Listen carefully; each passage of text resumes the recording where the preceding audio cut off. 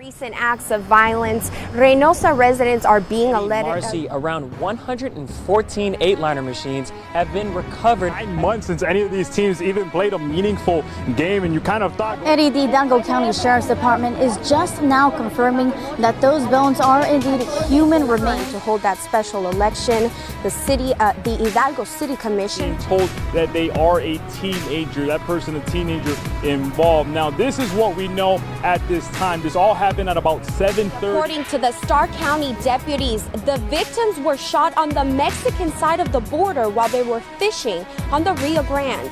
The incident happened. Yeah, Eddie, good evening. This is a first for the sheriff's office, the first time that they have a suspect who not only commits the...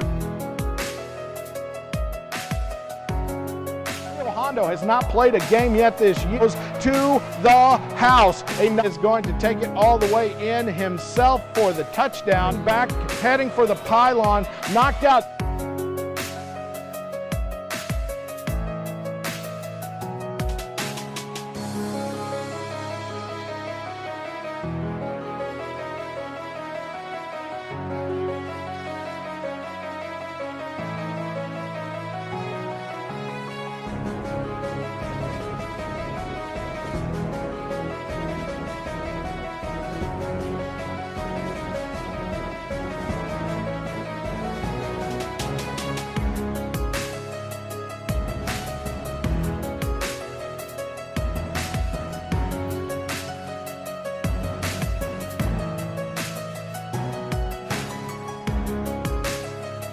Some criminal complaints that details the moments before and leading up to the death. Brownsville co-authored this letter, which was sent out today to the U.S. Appropriations Committee opposing funds. There was a Ford Mustang traveling westbound. By keeping an eye out to see who attempts to...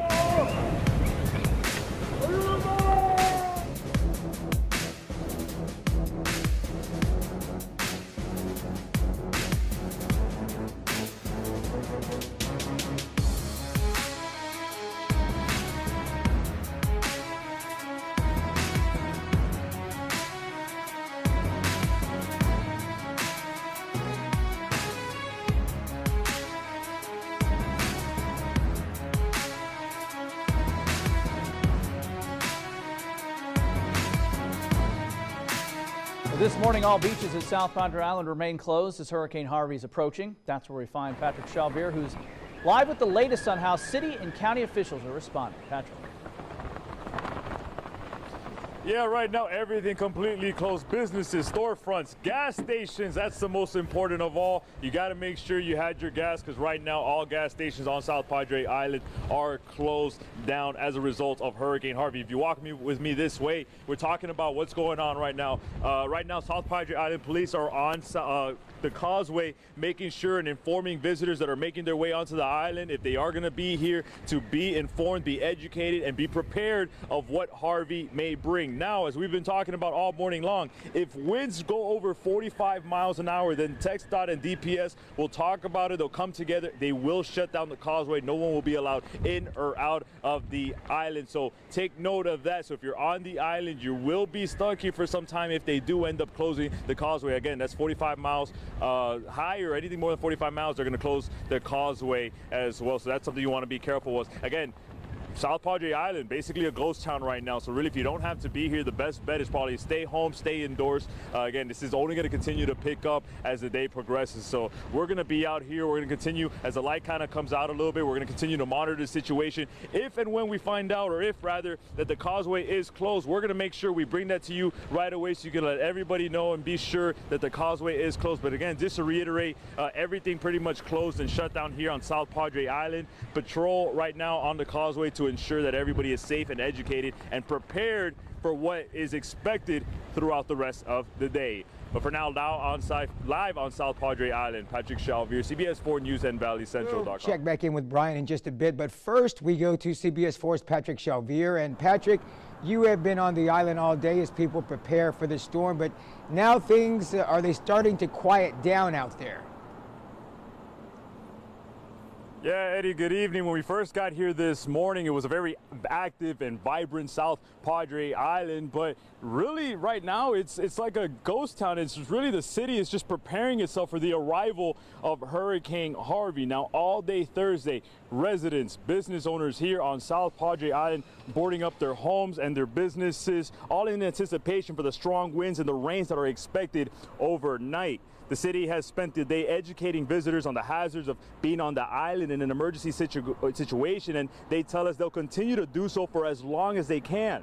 Now, if winds reach more than 50 miles an hour, the city says they plan on shutting down the causeway, leaving residents and visitors on the island until the storm passes. But the news of the hurricane approaching isn't stopping everyone. We talked to several people, in fact, who plan on staying, but not without taking some steps to prepare.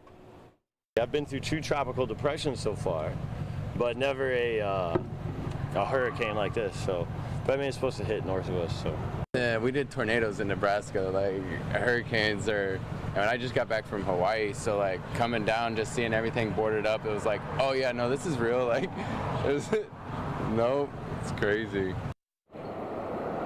All beach access points across the island have already been shut down, and only residents with city stickers will be allowed back onto the island once the causeway is shut down. Eddie, right now this is all just a holding pattern for the city as we await what Hurricane Harvey will send our way.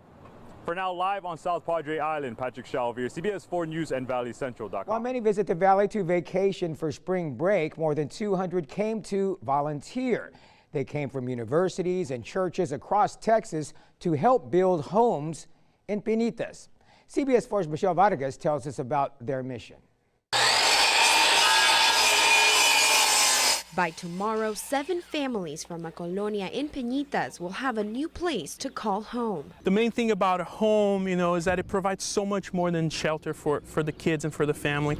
It provides stability. It's a missionary effort organized by the Buckner Family Hope Center in Pinitas. Most families, they live, in very substandard living conditions, dilapidated trailers or homes that they have put together with whatever they could acquire. The families had to complete the family coaching program taught at the center to become eligible for a new home. Each home costs $25,000 to build. Both the labor and money for the materials is donated by the volunteers who sign up for the mission trip. It's just been amazing to see that so many folks around our state, decides to spend their earned spring break, by sweating and working hard with us here in the Valley.